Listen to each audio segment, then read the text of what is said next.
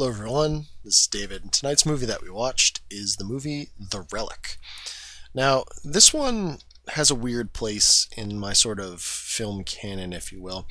This one came out in the mid to late 90s, if I remember correctly, probably around 97, I think is the date. I'm not exactly certain, but I think right around then. And it's one of the first horror movies I remember really wanting to go see in the theaters. I was unable to do so at the time, but I really wanted to. I never really got to go to the movies a lot before I was kind of old enough to drive myself. And obviously this was an R-rated movie back in the day, and I think I was just underage by like a little bit when it came out. So I was unable to see it in the theaters. I saw it somewhat later, but it was one of those ones I really wanted to see. But unfortunately missed. And in hindsight, it wasn't a great movie by any stretch of the imagination. Even when it comes to monster movies, the creature in the movie is not in it as much as I'd like. He's in it a fair amount, but this movie is very dark. There's a lot of hiding the monster, and I think they did that on purpose. It's not. It was. This was before CGI started getting quote unquote good. I mean, I guess you could argue that it was good back in the early 90s with Jurassic Park, but again, not every movie had Jurassic Park's budget or like vision, if you will. So there is CGI in this movie when they need to use CGI. However, there are a lot of practical effects as well, and the practical effects are done fairly well for the time. Nothing really like amazing, but at the same time, it's acceptable. It's not laughably bad as far as I'm concerned. So that's good. But let's talk about the monster in this movie, The Relic, because it's kind of an ominous name. And you might think something like The Relic, it might have to do with demons, or with ghosts, or some sort of supernatural force. And the movie actually kind of addresses that in a kind of interesting way. The whole movie is kind of about, has this ongoing theme in the background about superstition and whatnot. And I'm guessing that's a translation from the book. I mean, they don't do an amazing job with it in terms of like an undercurrent of things in the movie. One of the characters, D'Augusta, the police lieutenant. He's very superstitious. He's one of those kind of old types, like, oh, if you see a penny and it's face down, that's bad luck, or if it was a black cat, that's bad luck, or don't walk over a body in a crime scene, that kind of stuff. Which are all well and good, but this is like kind of opposed to the other main character, Dr. Green, who's all about superstition is just science. Like basically, it's just an excuse to not think effectively. There's no such thing as superstition. Like everything can be scientifically proven. So, but in this movie, we learn that there's kind of a gray area. Now, there's nothing technically supernatural. I'll say that the effects of something are kind of quasi-supernatural, but they can be explained scientifically, so I'm not really 100% on that. So, we need to get into the monster to continue elaborating on that, and that is the Kothoga. Very interesting name there. Very Lovecraftian sounding, but still. The Kothoga is, at least in this movie, I don't believe it is any sort of mythological figure otherwise, believed by this tribe in the Amazon to be a manifestation of, effectively, the devil. They explain it in kind of Christian terms, but I don't understand why an Amazonian tribe would have the concept of Satan. They wouldn't. I mean, they might have a devil-like figure, but it wouldn't be exactly the same. But I'm guessing that's just to, make it understandable for a mid-90s audience who is stupid and doesn't understand like other cultures and religions exist, and that we should try to learn to understand them instead of being fearful of them and trying to like categorize everything in accordance to one specific set of beliefs. But that's just me on that sort of idea. Suffice to say, this tribe thinks the Kothoga is the devil. But more than that, it's a monster, a chimera, if you will, of various other beasts. And we actually get to know the Kothoga fairly well and the process through which a Kothoga is created. Because a Kothoga isn't a mystical creature per se. What happens is, in the rainforest, there's apparently this fungus, and it grows on this plant. And if you feed someone the plant or the fungus, they basically get a virus that begins heavily altering their DNA. It basically makes them crave this substance that's located inside of it to basically feed them.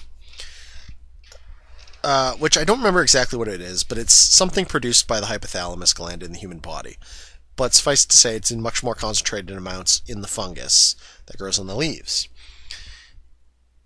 The Kothoga to be will ingest this, will start to mutate. We didn't get to see the mutation in the movie, though, which was very unfortunate. And will turn into a large, quadrupedal, armored creature. It's kind of like a big lizard with mandibles and like scythe claws and whatnot. It's kind of like a hybridization of like bugs and reptiles, and there's like some other things thrown in there too. It's a very interesting concept, certainly. I've seen this done a few other times in a couple other movies differently. The most recent one I remember was Blood Glacier, which had something fairly similar, although more random. Apparently, whenever someone eats this stuff, they turn into a Kothoga regardless, which is interesting. Although a beetle did eat some and just grew into like a huge beetle, which is weird, but we never really got. Maybe it was just mutating. It hadn't finished the procedure yet. So what can a Kothoga do? Well, it doesn't really have any superpowers or anything per se. It can climb on walls. It's really stealthy. It has very powerful jaws, so powerful that it can wrench your head off of your shoulders and basically rip out your brain to eat the hormones it requires out of your hypothalamus. And that is its downfall. It requires a constant supply of this protein or it will die. Kind of like the lysine deficiency in Jurassic Park. That was kind of glossed over in the movie, but was bigger in the book. It's like that, but like ramped up to 11. Basically, it needs to constantly eat or it will die for some reason. I'm not exactly 100% on that, but it apparently needs these proteins to keep going. When it runs out of the proteins, it will die. I assume relatively quickly. So basically what it's used by this tribe, whenever they go to war, they kidnap someone and they turn them into Kothoga and then they go into hiding. The Kothoga kills the other tribe effectively and then dies off because it can't get the proteins it requires. Interesting idea. We don't really get to see that in practice, although it's alluded to that the tribesmen were doing this on purpose to stop something. I'm assuming the taking of their artifacts and the abuse of their tribe, but we never really get a perspective from them other than there's a few tribesmen in the beginning that are kind of smirking at this guy that invariably becomes the Kothoga. So that's a thing. Other than that, like, the Kothoga isn't invincible by any means. He's just a stealthy predator that eats people's hypothalamuses. Although we never really get to see him get gunned down. Like, if I remember correctly, like, he gets shot at, but I don't remember if we ever see any bullets directly connect or the effects they have on them. Fire seems to work just fine, so he's clearly not that tough. Anyway, let's get to the movie. So the opening credits show us a ritual dance where this character, John Whitney, who's an anthropologist, is working with the South American tribe. He drinks the soup. This tribesman dressed up as the Kothoga in like a sort of ceremonial dress freaks him out. I assume there was something in the soup that made him kind of go nutty. Like it was one of those kind of like hallucinogenic things. Cuts back. He's getting onto the ship and he's looking for the cargo holds in the crate, or crates in the cargo hold that apparently have the thing he needs in them, the leaves that I was talking about. You can't find them. Cut to it. The boat in Chicago was found adrift. They bring it in. They find everyone's missing. The PD assumes that there was basically this was a drug hit. They threw everyone overboard, stole the drugs basically. They find some strange things. They find the crew basically in the bilge of the ship, all torn up. graphic, like all their heads ripped apart. Meanwhile, the crates have been shipped to the Chicago Museum of Natural History, I believe. And all that's in them is of these leaves, which they're like, well, that's weird. And they find the fungus growing on the leaves, and they're like, okay, well, what are we going to do with this? Well, I guess we'll incinerate it. Dr. Green and Dr. Frock, who's this older guy that's basically like the mentor to Dr. Green, are talking back and forth about that. She takes some of them because she wants to figure out what the fungus is, and leaves it in the fridge. That night, okay, security guard gets killed, head ripped off. It's gruesome murder. PD gets called in. Green sees it, freaks out, sees the decapitated head on the floor. They're trying to figure out if there's a connection between this killing and the killings on the ship because they look similar, and the coal tunnels under the city are all connected. So this brings Lieutenant D'Augusta and Dr. Green together, and they're having conversations. Meanwhile, while Dr. Green is looking at the fungus, one of the beetles that they use for basically stripping the flesh off of bones that they're going to put on display gets into the thing and apparently grows to enormous size in a few short hours, which is a thing. Meanwhile, they're trying to, during the autopsy of the dead security guard, they find out that the brain has been, parts of the brain have been removed, specifically the hypothalamus, and that's kind of weird that a person would do that. No one knows why. They look into the bodies from the ship to see if it's something similar, and I don't remember if they ever give us the results of that. Meanwhile, they're doing a search of the museum, and they find this homeless man that they gunned down. He's got some of the stuff from the dead security guard and some of the guys from the dock workers, and they assume that this guy is the one that killed them all, which is not a terrible assumption. He had a fire axe and whatnot. But D'Augusta still feels like there's something going on. And meanwhile, there's going to be a big gala at the museum. And D'Augusta doesn't want them to have the gala if he doesn't feel it's safe. But with the apprehension of the homeless guy, / I believe they shot him dead. I don't remember if he was shot dead or just critically injured. But I think they killed him because he came at them with an axe. So they weren't messing around. The mayor calls him, basically doesn't let him get a word in edgewise, and says, "Hey, we're having this gala tonight. No questions about it." And D'Augusta's just like, "All right, we're having this gala, but I'm having as much police there as I fucking want." And they basically close off the rest of the museum.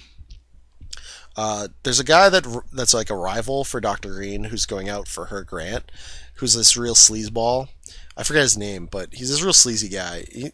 And basically, when they're shutting down all the different wings, he tells the cops that, "Oh, I was just down in this wing, and it's all clear. There's no one down there." And he's like, "You sure? Because it'll be a long night." And he's like, "Yeah, it's empty." And meanwhile, Dr. Green and Dr. Frock are still down there, and they get locked in, so they have to go do some shenanigans. Meanwhile, D'Augusta is searching the tunnels and some for things. The Kothoga's on the move, and it kills some of the people that are searching the tunnels. D'Augusta manages to chase it back to the gala.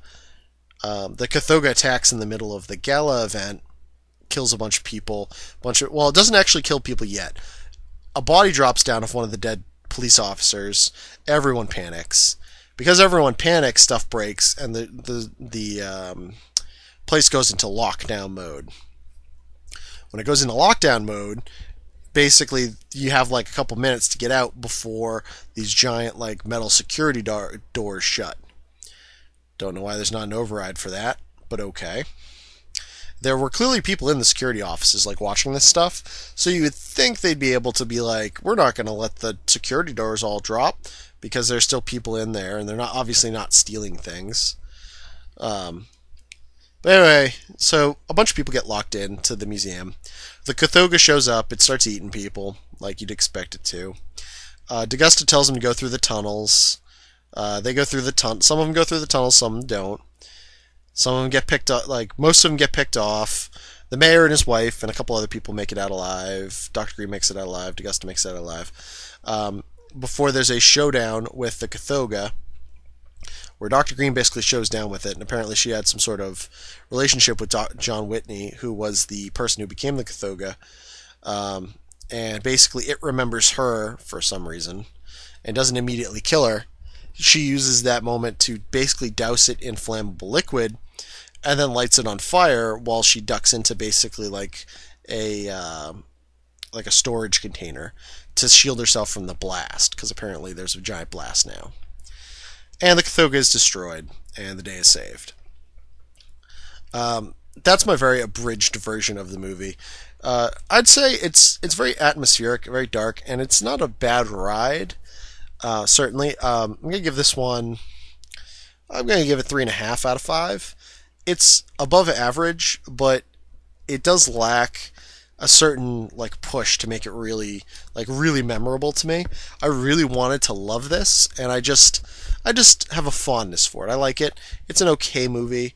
It's not the best, but I consider the effects above average for this kind of horror movie. The CG looks kind of bad, I'll give you that.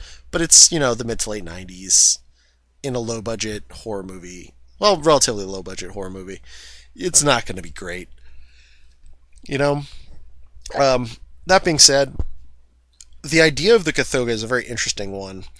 And any sort of body horror like that, I mean, we don't get to experience the transformation into the Kothoga. It just sort of happens off camera. And we don't get to see the whole thing very much until the end, which is also unfortunate, but it's what you got to deal with. The limited effects, because if they showed us the whole thing too often, I think it would just lose the mystique and the interest and the effect. Not to mention, you don't want to pull back the curtain too far, because you get to see the strings if you do. Anyway, so 3.5 out of 5. This one's, if you like monster movies at all, this one's a relatively inoffensive at the very least. A lot of graphic gore though. Oh, not necessarily graphic, but a lot of gore. Not for the kids, obviously. This is R-rated, and this is an example of a perfectly adequate rating. So use that as you will. Other than that, I enjoyed it. It's a good time. Check it out. All right, folks. I'll see you later.